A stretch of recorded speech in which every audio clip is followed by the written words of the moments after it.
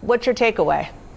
Well, in short, I think Pete Hegseth kicked their asses today. I mean, it wasn't even close. They didn't lay a glove on Hegseth. No mistakes, calm, cool, collected. I mean, before the thing even started, you had this like Code Pink, protester freak show trying to disrupt the hearing. That's the Democratic base, by the way, which probably explains why the Democrats on the committee acted in such a bizarre and unprofessional way. I was appalled at some of the way these senators handle themselves and some of the lines of questioning. That's Republican and CNN black sheep Scott Jennings destroying Democrats and their supporters for their abysmal behavior during the recent Trump confirmation hearings. Welcome to Nerk News, I'm Nerkish, and it looks like the only thing Democrats can do successfully anymore is make their opposition look good. Because for the past 4 years, every single attempt they've made to smear Trump has backfired spectacularly and only served to increase his popularity. If you don't believe me, just take a look at their mugshot fiasco. Now they're doing it again with every single one of Trump's nominees during these ridiculous and politically motivated confirmation hearings. I mean, Tim Kaine sounded like a sex pervert in his questioning of Pete Hegseth. Blumenthal, who lied about his service in Vietnam, questioning Hegseth's qualifications. You had Gillibrand, you had Warren, you had Hirono going on unhinged rants about things. Angus King obviously doesn't understand what it's like to fight terrorism. On and on and on. Hegseth was cool in the face of this unhinged questioning. They made him look good today. It would be difficult for a Republican to vote against Hegseth after the Democrats' unseemly mudslinging today. Karen? They were clearly trying to get certain things on the record.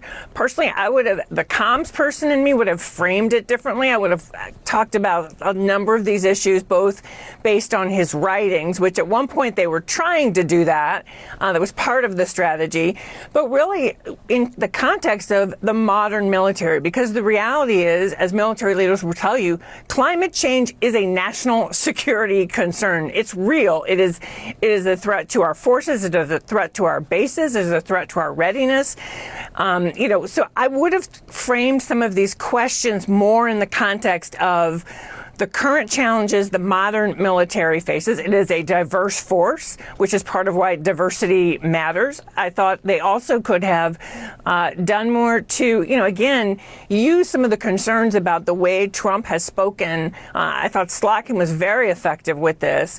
The few rational liberals left have correctly pointed out that Democrats might need to take a long, hard look in the mirror after this recent election. I mean, the party has become so reactive and anti-Trump that their only motivation now seems to be stopping him at all costs. It doesn't matter what the issue is or if it'll help the country. If Trump is for it, they're against it, which at the end of the day makes them look petty, dishonest, and corrupt to average voters. Get to that. First of all, Tim Kaine, he came loaded with the questions he wanted to ask. He has a son who served in the military, so obviously he takes a lot of this very seriously in terms of the expectations we have of our members should be the same expectations and standards we hold the secretary to. I don't think he was wrong on that.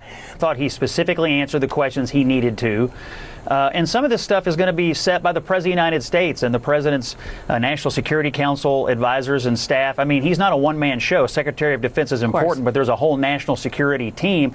I don't think Hegseth or anyone else from one of these kinds of positions should go to the table and act like they're going to unilaterally set policy. So I think he handled himself well today. I think Democrats had maybe built up in their mind that he was going to be a low performer. They lowered the bar, but he far jumped over any expectations they had said. And I just want to say one thing about Karen's comment. She made some great points. She raised some issues that Democrats obviously care about.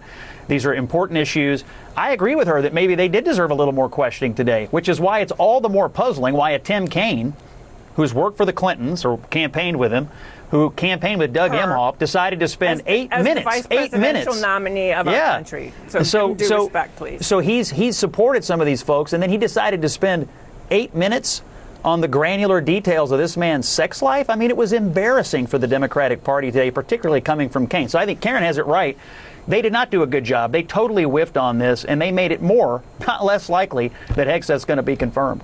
Jennings makes a really good point there. Democrats are so worried about these appointments because they live in the swamp and serve the administrative state, where unelected managerial elite routinely abuse power, because to them it's a feature of the system and not a bug. I mean, for crying out loud, look who's been in office for the last 4 years. Does anyone seriously believe that Biden was aware of everything going on and thoroughly making all of these decisions? He was basically the personification of that system, and everything Democrats have been trying to push for the last 20 years. His legacy will be an empty suit for a bloated bureaucracy full of experts wielding power that should have never been granted to them in the first place. But let me know what you think. Will Trump finally be able to drain the swamp and put an end to all this? Will Democrats ever learn their lesson and try to be proactive instead of blindly reactive? Let me know in the comments, and if you enjoyed this video, please give it a like and subscribe to the channel. That stuff really does help us out. Until then, this has been Nerk News. Thanks for watching. Bye!